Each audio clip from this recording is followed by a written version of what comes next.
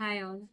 உஷா சொன்ன மாதிரி ஃபிசிக்கல் இதெல்லாம் எனக்கு ரொம்ப கிடையாது. பட் மென்டலாக வந்து ரொம்ப டிப்ரெஸ் ஆகி ரொம்ப ஹெல்த் இஷ்யூஸ் வந்து ஃபேமிலி வைஸ் அண்ட் ஹஸ்பண்ட் அந்த மாதிரி ஒரு இஷ்யூஸில் அதுக்கப்புறம் ஒரு ஃபியரில் அந்த அன்சைட்டியில் தான் நான் வந்து வந்தேன். மெயினாக வந்து ரெடியூஸ் பண்ணும் வெயிட் லாஸு அந்த மாதிரி ஆக்டிவிட்டி வேணும்னு கூட நான் நினைக்கல.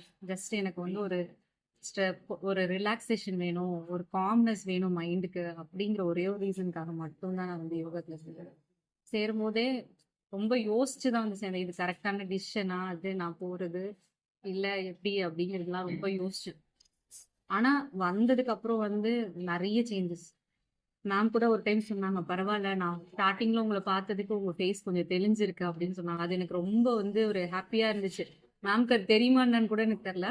ஆனா அதுக்கப்புறம் வந்து நான் ரொம்ப என்ன நானே மோட்டிவேட் பண்ணிட்டேன். ஓகே, அவங்க சொல்ற அளவுக்கு இருக்குன்னா நம்ம நிறைய நம்மளை மாத்திருக்கோம் அப்படிங்கிற மாதிரி. நான் தினமும் வந்து மேம் கிட்ட திரும்ப கூட வந்து சொன்னேன், எனக்கு திரும்ப வந்து ஒரு ஃபியர் இருக்கு அப்படின்னு.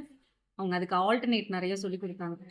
நீங்க வந்து யோசிக்காதீங்க, பிளஸ் உங்களுக்கு அந்த மாதிரி இருந்துச்சுன்னா நீங்க இதை கேளுங்க அப்படிங்கிற மாதிரி நிறைய ஆல்டர்னேட்டிவ்ஸ்லாம் சொல்லி கொடுத்து அதை நான் கொஞ்சம் ஃபாலோ பண்ணதுக்கு அப்புறம் நான் அதுலேருந்து நிறைய மீண்டு வந்து இப்போ வந்து ஓகே அப்படின்னு சொல்லிட்டு என்னோட மைண்டை இப்போ என்னால் கொஞ்சம் நல்லா காம் பண்ண முடியுது.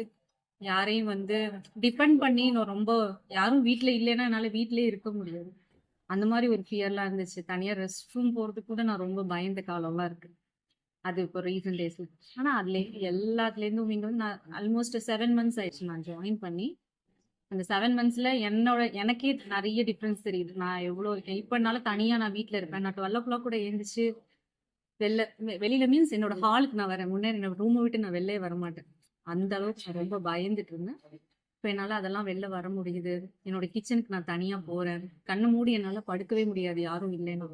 அந்த மாதிரி ஒரு ஃபியர்லாம் இருந்துச்சு. இப்போ அதுலேருந்து எல்லாத்துலேருந்துமே நான் வெளில வந்துட்டேன். அந்த ஓம் சாண்டிங் அப்படிங்கிறது வந்து ஸ்டார்டிங்லலாம் ஃப்ரெண்ட்ஸ் எல்லாம் சொல்லும்போதெல்லாம் என்ன பெரிய விஷயம் இதில் அப்படின்னு சொல்லி நான் ஆனால் அது என்னோட மைண்டை எவ்வளோ காம் பண்ணியிருக்கு, நான் எவ்வளோ ரிலாக்ஸ் ஆயிருக்கேன் அப்படிங்கிறது இப்போதான் தெரியுது. அதே மாதிரி நான் அவசர அவசரமாக தான் வருவேன், அவசர அவசரமாக தான் போவேன் ஒர்க் பண்ணுறதுனால. பட் ஸ்டில் அந்த இடையில இருக்கிற அந்த கான்வர்சேஷன்ஸ் மேம் வந்து ரொம்ப மோட்டிவேட் பண்ணுவாங்க.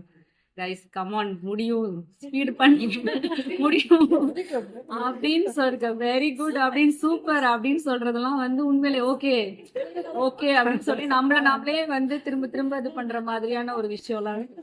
ஸோ அதெல்லாம் ரொம்ப மோட்டிவேட்டட். ப்ளஸ் வந்து அதே மாதிரி ஃப்ரெண்ட்ஸுமே எல்லாருமே ரொம்ப நார்மலாக நிறைய ஜிம்க்குலாம் நான் போனதில்லை. பட் ஈவன் தோ நிறைய பார்த்துருக்கேன். ஈவன் அப்பார்ட்மெண்ட்ஸோட யாருமே பேச மாட்டேன். பட் இங்கே அப்படிலாம் இல்லை. வந்து 2-3 daysலேயே எல்லாருமே என்கிட்ட நல்லா பேச ஆரம்பிச்சாங்க. அதுவே எனக்கு ரொம்ப சந்தோஷமா இருந்துச்சு. ஆக்சுவலி எனக்கு வந்து இப்போ இந்த பேட்ச் டைமிங் வர்றது கூட எனக்கு ரொம்ப கஷ்டமா இருக்கு ஒர்க் போகிறேன். ஆனால் வேற பேட்ச் டைம் போனா இந்த மாதிரி இருக்க முடியாதோ அப்படி அந்த ஒரு விஷயமும் இருக்கு. அதுக்காகவே நான் வந்து புஷ் பண்ணி இல்லை இந்த டைமுக்கே போயிடலாம், எப்படியாச்சும் போயிடலாம்னு சொல்லிட்டு மோஸ்ட்லி எவ்வளோக்கு எவ்வளோ முடியுமோ அந்த மாதிரி வந்துட்டு இருக்கேன். Thank you ma'am, thank you so much. Thank you.